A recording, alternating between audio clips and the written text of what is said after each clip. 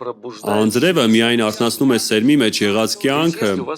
չէ՞ որ եթե դուք ունեք կաղամբ, լոլիկ, հազար, երբ անձրև է գալիս,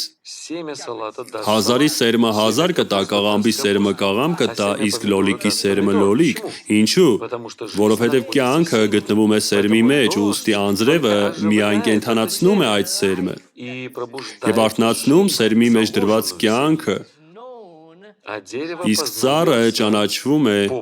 իր պտուղներից, դե ինչ, որսացի՞ք: Ահա թե ինչու,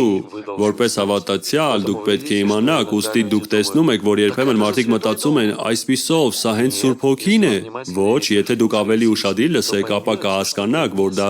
Սուրբ Հոգին չէ, հասկանում եք, որովհետև շնորհներն ու կոչումները կախված չեն ապաշխարությունից, մարդը կարող է դրսևորել այդ 9 հոգևոր պարգևներից ցանկացածը, հասկանում եք, բայց ոչ մի պարգև նոր ծննդի ապացույց չէ, դուք պետք է ունենաք ականջ լսելու համար, թե ինչ է ասում Հոգին, ահա թե ինչումն է հարցը, հասկանում եք, ուստի երբ մենք նայում ենք այստեղ, իսկ ես մի փոքր ժամանակ եմ հատկացնում որոշ պահեր վերլուծելու համար, որովհետև ինչպես արդեն ասացի, ես մտածում եմ նաև նրանց մասին, ովքեր ավելի երիտասարդ են,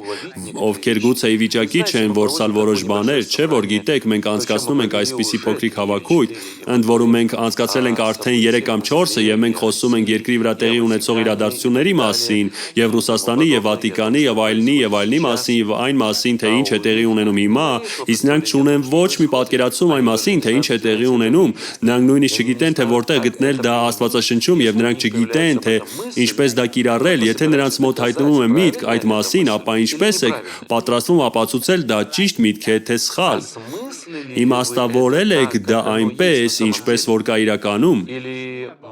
թե գուցե դատողություններ եք անում ինչ-որ բանի մասին և խճճվել եք, թե ինչպիսին է դա իրականում, ուստի ես ուզում եմ, որ Տերը այս ամենը մեզ համար շատ պարզ դարձնի, որովհետև մենք դարձյալ քիչ ժամանակ ունենք, գիտեք, և ես հույս ունեմ, որ նույնիսկ այսօր, երբ դուք տեսնում եք այս ժամի հրատապությունը, դա ձեզ տալիս է այսպիսի տրամադրվածություն, դուք ուզում եք ճանաչել Աստծո խոսքը, դուք սկսում եք դասավորել առաջնահերթությունները, դուք հատուկ առաջնահերթություն եք տալիս Աստծո խոսքին, դուք ուզում եք նրան ժամանակ հատկացնել, որովհետև դուք գիտեք, որ կան բաներ, որոնք դուք պետք է հասկանաք, որպեսզի գործեք վստահաբար, գործեք հավատով և ունենաք վստահություն,